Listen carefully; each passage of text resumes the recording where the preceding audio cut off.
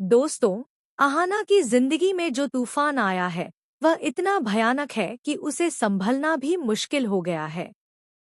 सब कुछ शुरू हुआ था बड़ी बुआ और छोटी चाची की चतुराई से।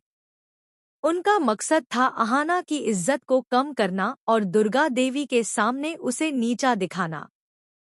इसके लिए उन्होंने पूरे मोहल्ले और आसपास के घरानों तक न्योते भेज दिए।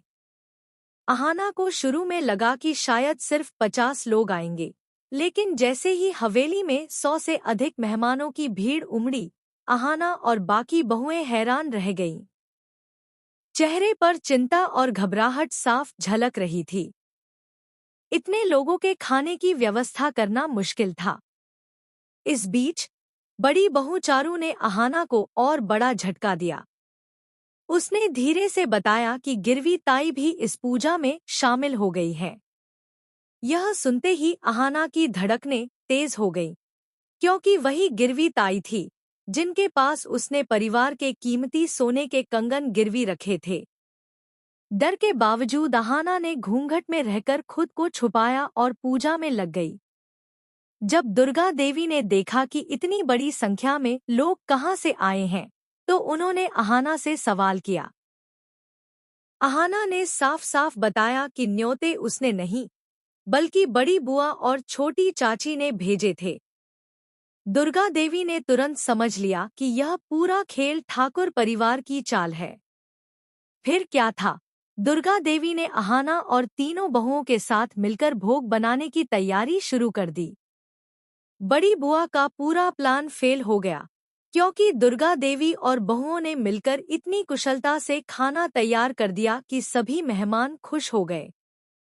पूजा भी बिना किसी अड़चन के संपन्न हुई। लेकिन असली खेल तो तब शुरू हुआ जब मेहमान घर लौटने लगे। पोल्टू दादा ने जानबूझकर गिरवी ताई को रोक लिया और कहा, आओ, तुम्हें घर वालों से मिलवाता हूँ। अहाना सोच रही थी कि घूंघट में रहकर वह खुद को बचा लेगी, लेकिन गिरवी ताई की नजरें इतनी तेज थी कि उन्होंने अहाना के हाथों को देखते ही पहचान लिया कि यही वही औरत है जिसने सोने के कंगन गिरवी रखे थे।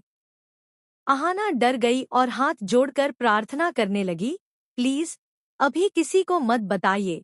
लेकिन पोल्टू दादा के लिए यह वह पल था जिसका वह लंबे समय से इंतजार कर रहे थे।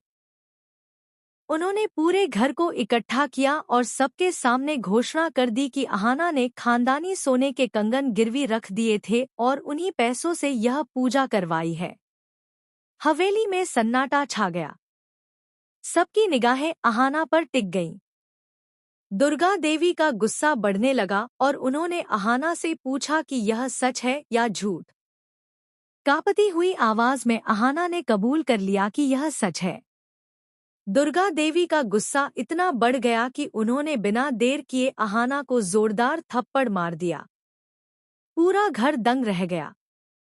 तीनों बहुएं भी चौंक गईं, क्योंकि उन्होंने कभी सोचा भी नहीं था कि दुर्गा देवी इतनी सख्त सजा देंगी। अहाना रोते हुए सबके सामने खड़ी थी, सिर झुका हुआ, और घर में खामोशी छा गई।